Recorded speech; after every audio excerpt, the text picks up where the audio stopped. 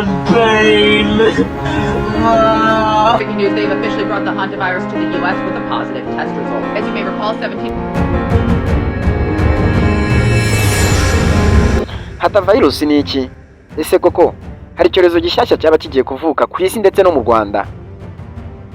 Inkuru y'ubwato ya MV Hondias yatunguye benshi cyane nyuma y'uko abantu benshi batangiye kurwanira hagati y'inyanja, bamwe bagapfa mu buryo bw'amayobera. Ibihugu bikanga kwakira ubwato, abandi bashyirwa mu kato gakomeye. Muri iyi documentaire ndende kandi yuzuyemo amabanga menshi, igiye gusesengura byose byatangiye kuva muri Argentine kugeza ubwo isi yose yatangiye kuvuga kuri hantavirus. Menya uburyo iyi virusi ikwirakwira, iva mu mbeba, ibimenyetso byayo, uburyo biteye ubwoba, impamvu OMS n'ibihugu byinshi biri kwikurikiranira hafi, ndetse n'icyo u Rwanda rwatangaje kuri iyi ndwara iri gutera impungenge ku isi yose. Ntitugarukira aho gusa, turagaruka no ku makuru yavugishije benshi, ndetse ku rukingo rwa Pfizer rwa COVID murarwibuka, nyuma y'uko ubutumwa bukwirakwijwe ku mbuga nkoranyambaga bavuga ko uru rukingo rwa Pfizer rushobora kuba rutera iyi virusi yitwa hantavirus. Ese ayo makuru ni ukuri cyangwa ni ibihuha? Pfizer yabivuzeho iki? OMS n'inzobere mu buzima byo byasobanuye gute? Iyi documentaire rero irimo amayobera kuri ubu bwato rwa MV Hondias, ndetse uko abantu batangiye gupfa umwe kuri umwe, impamvu ibihugu byinshi byanze kwakira ubwato, uko hantavirus yandura n'ibimenyetso byayo, uko Amerika, Afurika y'Epfo ndetse n'u Rwanda biri kuyikurikirana, ukuri ku nkuru ya Pfizer na COVID-19, ibitekerezo by'amabanga kuri iki cyorezo gishobora gukurikira COVID-19. Rero muri make tudatinze, iyi ni video ikomeye cyane ishobora guhindura uburyo wabonaga hantavirus n'amakuru yose ari kuyivugwaho, ibyo wabeshywe byose. Irebe rero kugeza ku musozo, umenye ukuri kose kwihisha inyuma y'iyi virusi ikomeje gutera abantu benshi, ndetse iri gukwira ku isi yose.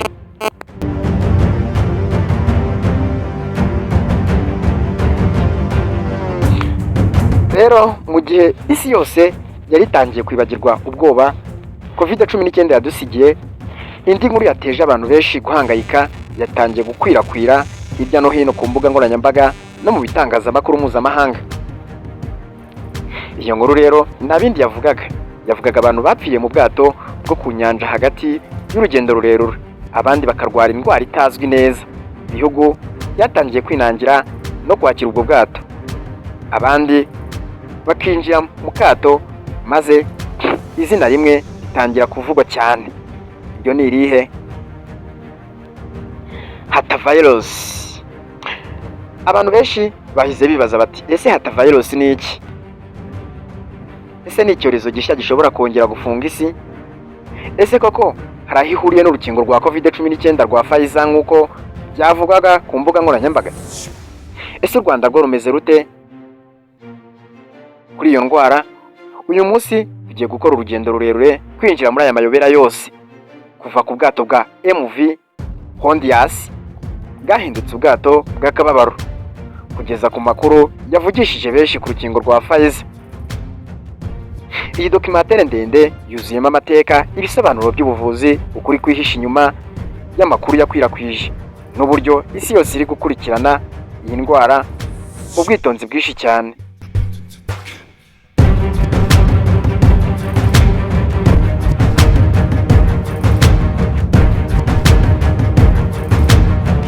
Mu kwezi kwa Werurwe 2026, ubwato bwitwa MV Hondias bwahagurutse mu mujyi wa Ushuaia, aho ni muri Argentine. Bwajyanaga abantu buturutse mu bihugu bitandukanye, bari bagiye mu rugendo rwo kwihera ijisho ibyiza nyaburanga byo ku mugabane wa Atlantique, umwe mu migabane ikonje cyane ku isi. Abantu bari bishimye, amafoto yarafatwaga, abagenzi baryohewe n'urugendo. Nta muntu n'umwe wari uzi ko imbere hari hategereje amateka ateye ubwoba. Nyuma y'iminsi mike, bamwe bari muri ubu bwato batangiye barwara indwara itazwi. Batangiye nk'ibicurane bisanzwe, umuriro mwinshi, kubabara umutwe, gucika intege, kuruka, kubabara mu nda. Abantu bamwe babifashe nk'indwara isanzwe iterwa n'urugendo rwo mu nyanja, ariko ibintu byaje guhinduka bikomeye cyane ubwo umuntu wa mbere yapfaga ku itariki ya 11 Mata mu mwaka wa 2026. Umurambo we wamaze igihe kinini muri ubwo bwato kuko nta gihugu cyashakaga kubwakira. Ubwoba bwatangiye gukwira isi yose. Nyuma y'iminsi mike umugore we nawe yararwaye cyane aza gupfa nyuma y'iminsi 3 gusa. Abantu bari muri ubwo bwato batangiye kwiheba, bamwe batangiye gukeka ko hari icyorezo gikomeye cyinjiye muri bo.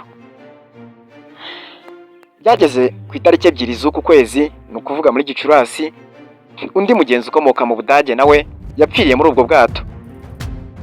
Nibwo isi yose yatangiye gukanguka bibaza ibiri kuba. Inkuru y'ubu bwato yahise ikwira ku isi yose. Ibihugu byari byatangiye kugira ubwoba bwo kwakira ubwato bwa MV Hondias. Ubwo bwato bwabaye nk'ubugiye mu kato hagati mu nyanja. Bamwe mu bagenzi batangiye gufatwa nk'abantu bashobora gukwirakwira indwara ikomeye cyane.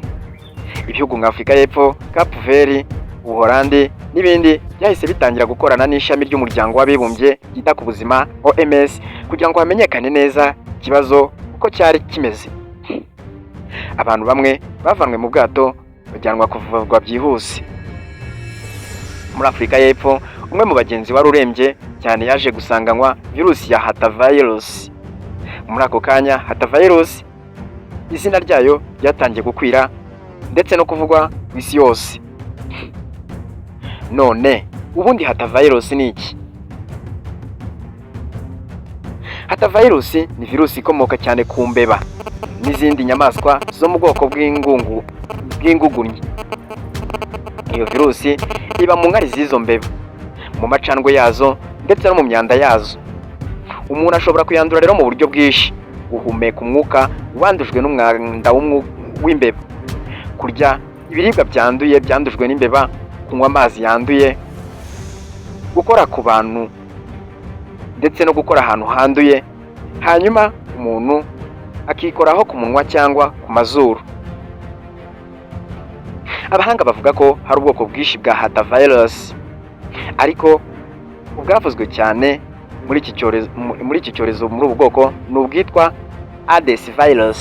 Aedes virus niyo yihariye kuko aribwo bwoko bushobora rimwe na rimwe kuva mu muntu ukajya mu wundi, nubwo bibaho gake. Ikintu gituma Hantavirus itera ubwoba ni uko ibimenyetso byayo bisa cyane n'iby'izindi ndwara zisanzwe. Umuntu ashobora gutangira agaragaza umuriro, guhinda umushyitsi, kubabara umutwe, kubabara imikaya, gucika intege, isesemi, kuruka ndetse no guhitwa. Nyuma yaho iyo bikomeje, umuntu ashobora kugira inkorora ikomeye, guhumeka nabi, kubabara mu gituza, ibibazo bikomeye by'ubuhumekero. Niyo mpamvu inzego z'ubuzima zavuze ko umuntu wese ugaragaza ibimenyetso agomba kwihutira kujya kwa muganga byihuse bakamwitaho. None u Rwanda rwabivuzeho iki kugeza ubu ngubu? Mu Rwanda, ikigo cy'igihugu gishinzwe ubuzima RBC cyatangaje ko kiri gukurikiranira hafi iyi ndwara. RBC yavuze ko nubwo nta bwandu bwari bwagera mu Rwanda, igihugu kigomba gukomeza kuba maso kubera uburyo abantu bagenda baturuka hirya no hino ku isi baza mu Rwanda. RBC yasabye abaturage kwirinda abantu ko hari imbeba nyinshi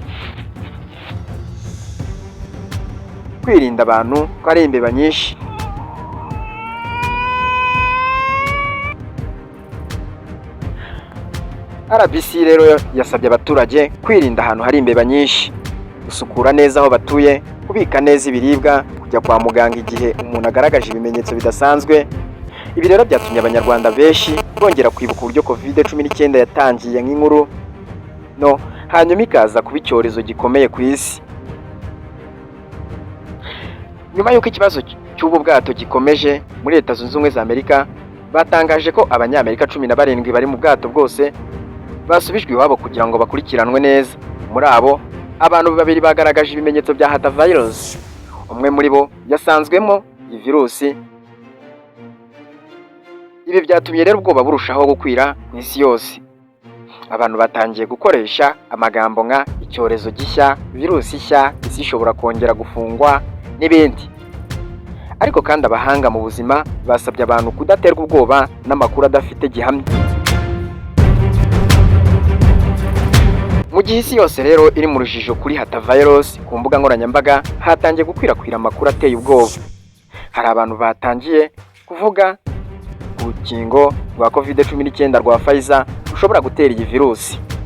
Aya makuru yakwirakwiye cyane ku mbuga nkoranyambaga zirimo nka Facebook ndetse na X. Abantu bamwe batangaje ko ifoto y'inyandiko bavuga ko yerekana ko hatavirus iri mu ngaruka z'urukingo rwa Pfizer. Abantu benshi bahise bagira ubwoba. Bamwe batangira kuvuga ko hari amakuru yahishwe imyaka myinshi, ariko se koko yaba ari ukuri? Uruganda rwa Pfizer rwahise rusohora itangazo risobanura ko ayo makuru atari ukuri. Pfizer yavuze ko abantu basobanuye nabi inyandiko yari yarashyizwe cyangwa yarashyikirijwe na FDA muri Amerika.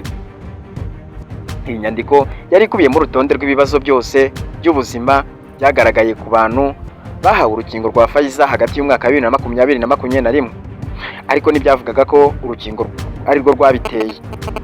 Byari ibisobanuro rusange by'indwara cyangwa ibibazo byagize nyuma yo gukingirwa, kabone niyo byaba byaratewe n'izindi mpamvu. Pfizer rero yagize ati urukingo rwacu nta sano rufitanye na hatavirus. OMS nayo ndetse n'izindi nzego z'ubuzima nazo zemeje ko nta gihamya yerekana ko urukingo rwa COVID-19 rutera hatavirus.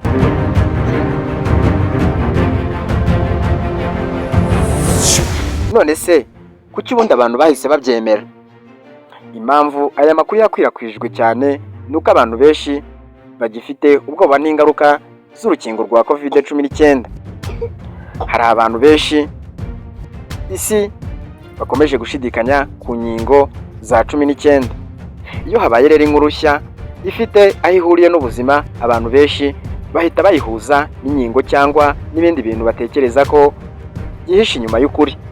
Abahanga bavuga ko ari ngombwa kugenzura amakuru mbere yo kuyasangiza abandi. None hatavirus ishobora kuba icyorezo gikomeye koko? Yego, kugeza ubu OMS ivuga ko hatavirus itarakwirakwira nk'uko COVID-19 yakwirakwije, ariko ni indwara idakunze kwandura hagati y'abantu benshi. Ariko kubera ubukana bwayo, ibihugu byinshi bikomeje kuyikurikiranira hafi cyane. Abahanga rero bavuga ko gukomeza kugenzura imbeba n'isuku ari imwe mu nzira zikomeye zo kwirinda iyi ndwara. Inkuru ya hatavirus yerekanye ko isi gifite ubwoba bw'indwara z'ibyorezo nyuma ya COVID-19. Ubwato bwa MV Hondias bwabaye isomo rikomeye ku isi yose. Amakuru y'urujijo urukingo rwa Pfizer nayo yerekanye ko uburyo amakuru ashobora gukwirakwira vuba cyane ku mbuga nkoranyambaga. Ariko ikintu cy'ingenzi kurusha ibindi no gukomeza gukurikiza inama z'abaganga no kugenzura amakuru mbere yo kuyemeza. Ese hatavirus izarangira ite? Ese hari ibindi bihugu bishobora kuyisangamo? Ese isi yabigiye kwitegura guhangana n'iyi ndwara nshya? Ibi ni ibibazo byose bikomeje kwibazwa n'abantu. Ariko jewe ndacyahari ngo nkomeze kukubwira uko bimeze nuko ibintu bikomeza kugenda bifata indi ntera. Duhure mu zindi nkuru, ariko nyabuneka kanda like kuri iyi nkuru, ubundi ukanda subscribe nitarayikora.